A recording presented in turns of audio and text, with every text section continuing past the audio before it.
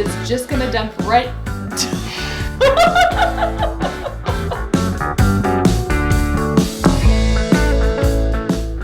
Hey YouTubes, my name is Sarah, and here on my channel we talk about home, lifestyle, and being a mom. Today we're talking about a little bit more of a serious but very important topic. I've titled this video Niching Down for Your Life, which is just a clever way of phrasing something that we all talk about on a daily basis. The topic is kind of a cliche one, but I think it is one that as moms or people, we really need to pay some attention to in order to make our lives run a little bit more smoothly. And that topic is people pleasing.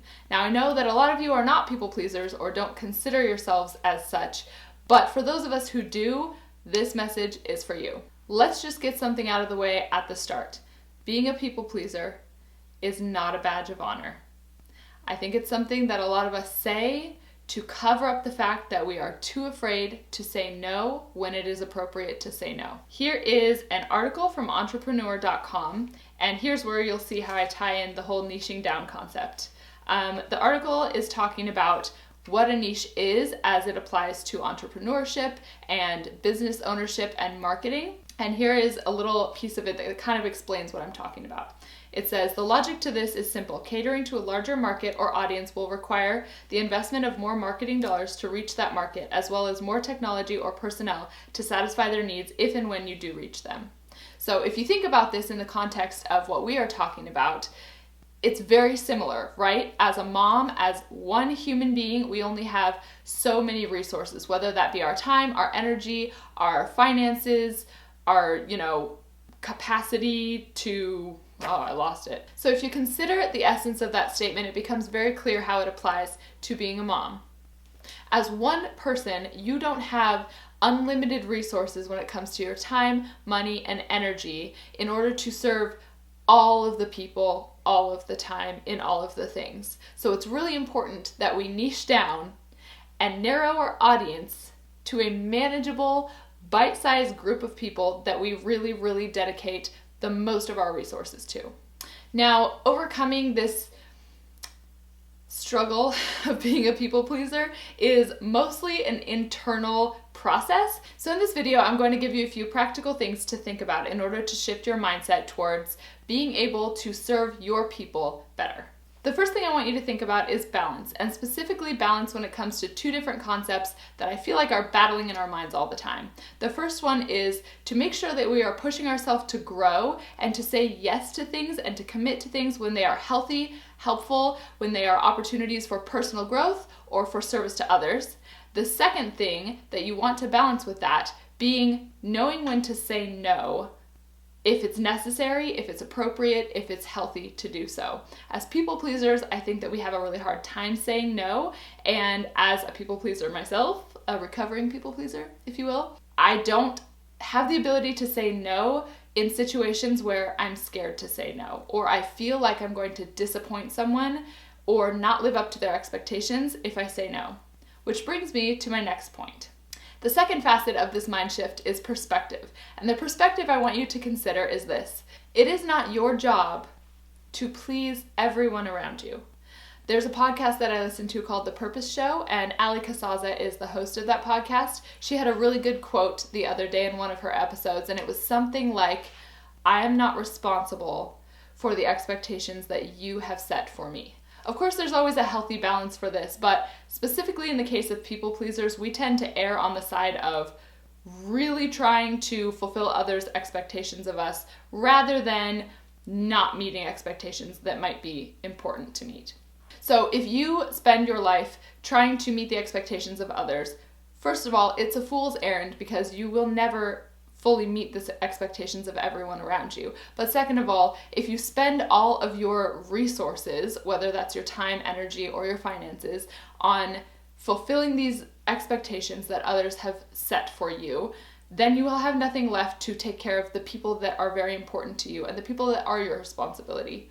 Taylor says, or yourself. That's true. That's another video in itself.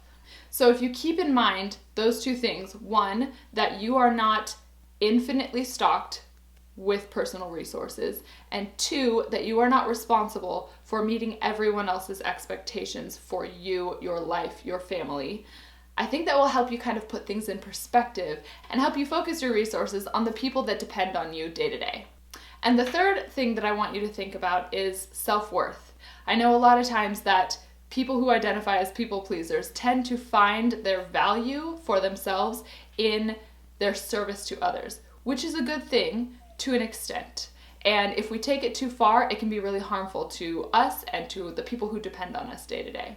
So I want you to know that your value is not determined by how much of yourself you spend on other people.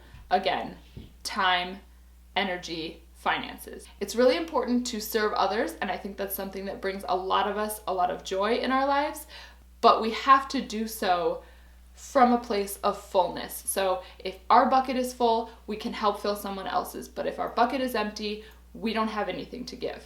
And I think a lot of us find ourselves in that position with nothing left to give. And in order to prevent this, I think it's really important that we make sure that we direct our resources first where they are most needed, on our families and ourselves. So if you hold these three things in your mind going through your day, I think it'll help kind of switch your mindset over to being less of a people pleaser and more of a server of your family. These concepts again are balancing when to say yes and when to say no. Perspective, keeping that perspective of remembering that you are not responsible for other people's expectations for you. And number 3, self-worth. Where does your value come from? One more practical thing that I think might be helpful to some of you. For me, I am not only a people pleaser, recovering people pleaser, but I am also very indecisive. So sometimes when I get into a situation and I'm being asked to do something, or there's an opportunity to step up and help, because I'm indecisive, I get into this place in my head where I'm like, I don't know, should I? Well, I guess I should. And so then I do. And that's not really operating from a position of strength, but one thing that you can do in order to make sure that you're making those decisions properly and healthily for your family and yourself is to essentially make those decisions ahead of time. And what I mean by that is, for example, if your family has a set of family values, like maybe on a piece of paper somewhere you've written down, our values are family unity, our church involvement, and, whatever. Fill in the blank. I don't know what it is. It's probably going to be different for you at different seasons of life. But if you have this list written down or in your mind, you can say, okay, any opportunity that comes our way that either doesn't serve these and or takes away from our ability to serve these, we have to weed those out. We have to say no to those for right now. So essentially those decisions are made for you at the time that you've laid out your values. So if you have your values and they require all or most of your resources, if all of these things come your way, opportunities, requests, needs, it'll be very easy to say, oh, you know what? My resources are already allocated for these values and a little bit extra for this, and right now I have to say no to these. It not only makes it easier to make that choice, but it also makes you not feel so badly about saying no. So I hope some of those tips were helpful. Please let me know down below if any of these resonated with you, or if you have any other tips to give to me or other moms that might be watching. Thanks so much for watching this video, and if you want to see more home, lifestyle, and mom content, don't forget to subscribe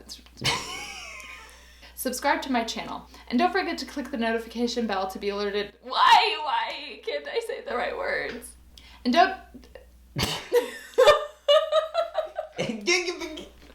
And don't forget to click the bell to be notified when I upload. Bye!